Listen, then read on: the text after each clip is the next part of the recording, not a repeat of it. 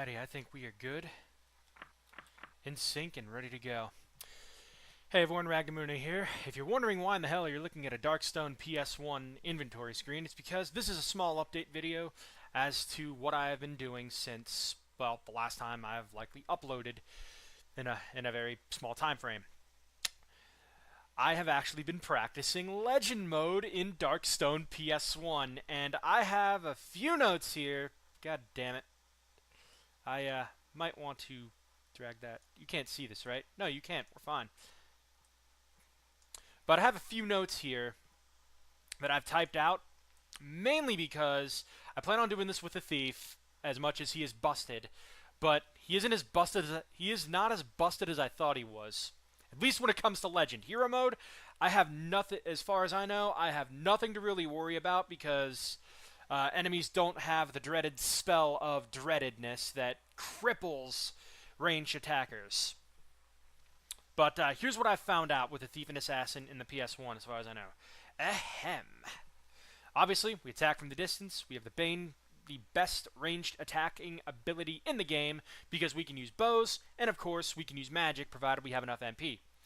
And we can pretty much force the rarest drops in the game via the theft skill. You see this stuff that I've got on me? The bow, the master's armor, and the helmet. This stuff I spent a good amount of time thieving, as my cash stack surely shows. Oh, I have this resistance stuff here because in case my reflections drops and I'm fighting a magical enemy, I don't want to get pelted over and over and over again. It's pretty much for safety reasons. I may or may not remove it when the time comes, but for now, I'm just rocking some all resistance stuff for just a side of safety and a side of laziness. As for the rings, I got these from the end of Masters Mode 1 playthrough, and I've just stuck with them. Simple as that. So that's the equipment-wise. Spellbook-wise, Legend Mode does have monsters that use reflections, but I found a glaring issue. Unfortunately, in the PS1 version, Forgetfulness does not stop enemy reflections. This is a huge issue for ranged attackers, because since I attack with a bow, or attack with most projectiles of magic, Forgetfulness isn't going to do jack shit to help me. And there are a few enemies in the game that are fully immune to all forms of magic. We're talking fire. We're talking pure magic, thunder, magic missile, etc. And of course poison, but of course some enemies would have a resistance to poison. Looks like my magic damage is also going up too as I increase my magical attacking prowess. At least I'd like to think that. I mean, 166 to 133, it's doing something. Yeah, it definitely feels like it's doing something. I might want to note that down. Regardless, it's a huge issue. In addition, since I'm playing the Thief, I was thinking, gee, I have like this much MP. I have this much magic. Why the hell is my MP pool so damn low? So get this. For every I found out that the scalings on the PS1, yes, they're different, but I was wondering just how much different they are, and oh god, does it suck. Listen to this. So for strength, to go from top to bottom, for every 15 points of strength, I might want to show that off. For every 15 points of strength I invest, I get +4 to my armor class. That's the little shield icon up in the top row there. For every 16 points that I invest into my strength, I get +1 damage. 16 points for only 1 damage? Get out of here. For magic, which is the bigger one, for every 6 points I invest, I get 1 MP. That means at least 100 of my MP, only 100 MP, which 100 MP, something I can get from my accessories pretty easy, is all that I am getting off that. That's terrible. Dexterity, since it's our main bread and butter, for every 2 points of dexterity, I get +1 to my hit chance. Alright, that seems correct. For every 10 points of dexterity, I get 3 to my armor class. Alright, that definitely helps, because dexterity could also mean, dodging and whatnot. And for every 8 points, I get +1 to my damage. Interesting. Finally is Vitality, which all it does is for every 8 points of Vitality, you get +3 to your hit points. That seems alright. It kind of makes sense for a thief. Well, it kind of makes sense for the most part, since thieves would have a bit smaller of a health pool. Now, I saw Masked Nightmare. Shoutouts to Masked Nightmare, by the way. He is a fantastic Darkstone. He's a fantastic Darkstone player. I highly recommend you check him out for some great content, as he has already done. He has already done what I was kind of hoping to do. Damn it, he beat me to it. He has done a 100% playthrough of Darkstone on both the PS1 and he did a 9-part live stream. Mostly showcasing differences, but he has done a full playthrough on the PC version with this Priestess Valeria. Go check it out. It is fucking phenomenal. Kudos to you, my friend. So, how the hell am I supposed to beat Drac? And yes, I went down and I tested this out to make sure I would have all the knowledge I need to, because as much as I want to do this blind and it would be funny, I'd much rather not.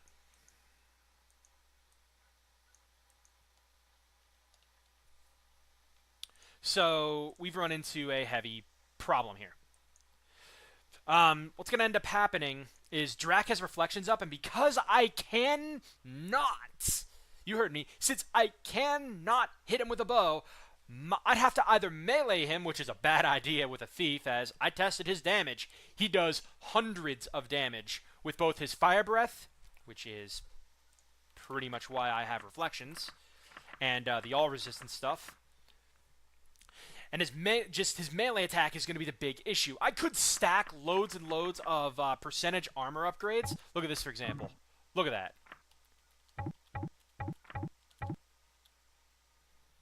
Put my helmet back. Look at that. Like 329 plus 60 and then the 39 armor class. Look at that. 540. That is huge.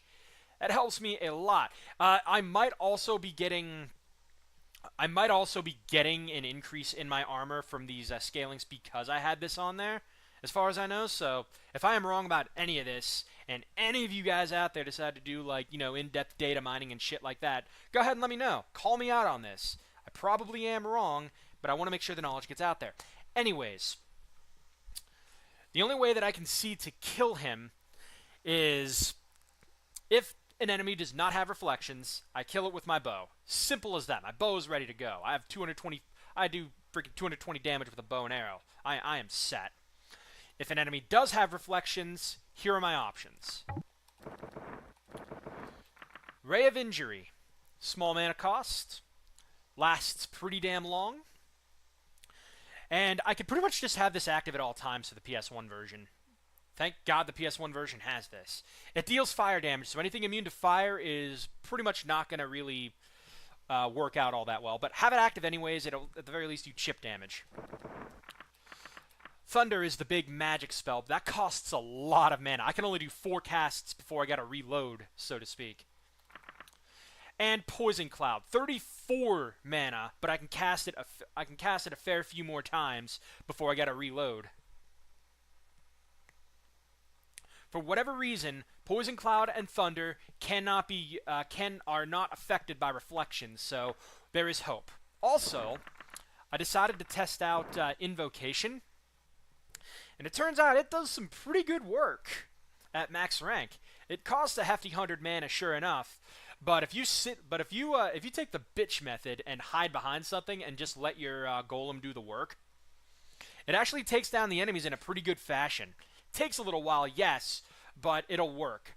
I haven't actually been able to see if the golem will target Drac with melee. Maybe the time I summoned it was just derping out and whatnot. So I'll definitely have to go back in there and see for myself if Invocation will do anything to help me against Drac. If not, then I am basically stuck spamming the likes of Poison Cloud and Thunder against him, utilizing my Time Orb, grab a shit ton of mana pots, and do it again until he dies. Most likely with Reflection up. So that's going to be my game plan going into that. I don't know how well that'll work out because I've only tested Drac. I have not tested the other 7 quests. So that's going to be hellish. Not to mention, I'll warn you right now. If I begin recording a playthrough on Legend mode and I get the goddamn wasp's nest, I'm just stopping there, and I'm restarting from the beginning because there's no way in hell I am dealing with the goddamn wasps. No way in hell. I don't think I will I don't think I will exactly gain ilk for doing so, but I'm just not having that. Fuck the wasps. Fuck the wasps. I'm not doing it. Oh god. Let that be known though that I am not having, I'm not feeling frustrated with Darkstone. This is a challenge. This is a hurdle I've got to get over. It is really it's interesting to say the least. But as for what is going to be the next series of videos you'll be seeing, uploaded that is, I have finished Gran Turismo 2. I have finished Gran Turismo 2 for the most part. I just have arcade mode to show off. So get your viewer suggested cars in, again, as much as you want. And I got to show off the event generator. That will come whenever it's time to return and I see enough people doing it. If not enough people do it, then either I'll say nuts to arcade mode and nuts to the event generator, or maybe I'll show off the prize cars in a more glorious fashion that you get from the likes of World Tournament mode and the other championships and whatnot here and there. So there's plans for that. But the playthrough you're going to see next is actually a PC playthrough of Darkstone. Yes, a PC playthrough utilizing a warrior pretty much from scratch. I went and I learned Magic Door off screen from Journey and Uma, but outside of that, I literally have touched nothing on the warrior. It is a brand new playthrough from start to end, and while I do carry a weapon in my inventory that I found in Masters Mode, I don't use it I only use it in the final dungeon, rather Drax Lair is the only time I pull that out. And that's only to save me a little bit of time and showing how the hell you're actually going to get to him in a timely manner. But everything else I have done on that warrior, virtually untouched. So it is effectively as fresh a file as I feel it can be, so it's going to be a good time. And I did most of it in one sitting. Heads up. So, yeah. My commentary is likely going to reflect that. A little bit of fatigue, but rest assured, I had a blast recording it. It was very fun. I was happy. And yeah, there's not much else I can say about that. So look forward to that. Look forward to the Legend. I don't even know if I will do a hero mode playthrough now. Maybe I will just for closure. And to see if anything else surprises me on hero mode. I'm hoping to God not. But yeah. Pretty much, I'm training. I'm just about ready to try Legend mode now. Because I've got my notes ready. I know what to expect for the most part. All I really need now is a higher fucking mana pool. Why does reflections not get dispelled by forgetfulness? Damn it, PS1, I love you, but that's so glaring an issue. Why? It actually makes me want to roll a goddamn mage. You have no idea how much that frustrates me. Anyways, I'm going to let you guys get back to your lives. Thanks for listening in. Again, shoutouts to Mask Nightmare. Go watch his Darkstone crap. Subscribe to him as well if you haven't already. And please, just...